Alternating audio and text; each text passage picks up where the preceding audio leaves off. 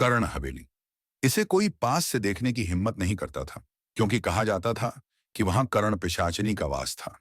गांव के बुजुर्गों का कहना था कि जिसने भी इस हवेली में कदम रखा वह फिर कभी वापस नहीं लौटा। लेकिन इंसानी फितरत है कि उसे रहस्य अपनी ओर खींचते हैं।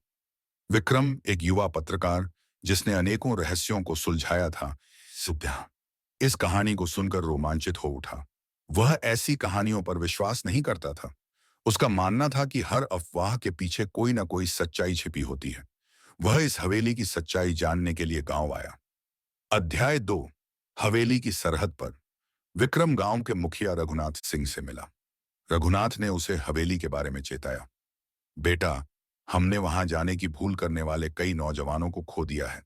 अगर तुम्हें अपनी जान प्यारी है उषा तो पीछे हट जाओ। लेकिन विक्रम नहीं माना। उसने अपने कैमरे और रिकॉर्डिंग उपकरणों के साथ हवेली में कदम रखा।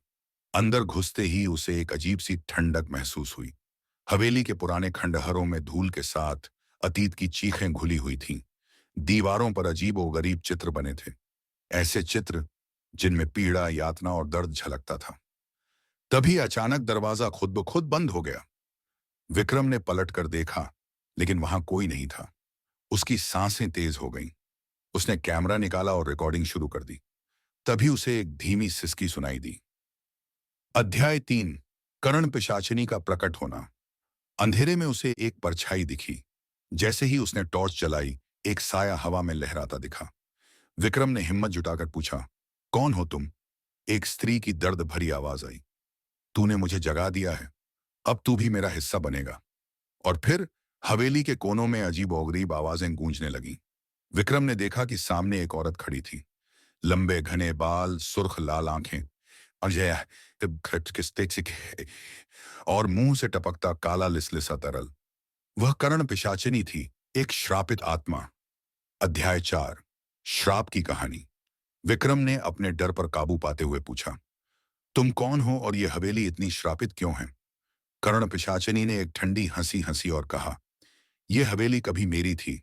मैं कर्णिका थी, इस गांव के राजा की पत्नी। पर मेरे पति ने मुझे धोखा दिया। मुझे इस हवेली में जिंदा जला दिया गया। मेरी आत्मा इस जगह कैद हो गई और अब मैं हर उस इंसान को अपना शिकार बनाती हूं जो मेरी शांति भंग करता है। विक्रम को एहसास हुआ कि वह एक बड़ी मुसीबत में फंस चुका है। कर्ण पिशाचिनी धीरे धीरे उसकी ओर बढ़ रही थी। विक्रम ने अपनी पॉकेट से तांत्रिक बाबा का दिया हुआ रक्षा ताबीज निकाला और उसे कर्ण पिशाचिनी की ओर उछाल दिया। अध्याय 5। अंतिम मुठभेड़। जैसे ही ताबीज कर्ण पिशाचिनी के शरीर से टकराया, वह दर्द से चीखने लगी। हवेली की दीवारें कांपने लगीं, दरवाजे जोर जोर से धड़धड़ाने लगे। विक्रम को एक पल भी गनवाना उचित नहीं लगा। वह पूरी ताकत से दरवाजे की ओर दौड़ा। पीछे से कर्ण पिशाचिनी की डरावनी चीखें उसके कानों में गूंज रही थीं। जैसे ही उसने दरवाजे से बाहर कदम रखा, पूरा महल एक भीषण आग की लपटों में घिर गया। गांव वालों ने देखा कि हवेली जलकर राख हो गई और तब से उस हवेली का डर समाप्त हो गया। लेकिन क्या सच में? कुछ दिनों बाद विक्रम ने अपने कमरे में कैमरे की रिकॉर्डिंग चलाई और जो उसने देखा, उसने उसके रोंगटे खड़े कर दिए। स्क्रीन पर कर्ण पिशाचिनी की आंखें चमक रही थीं।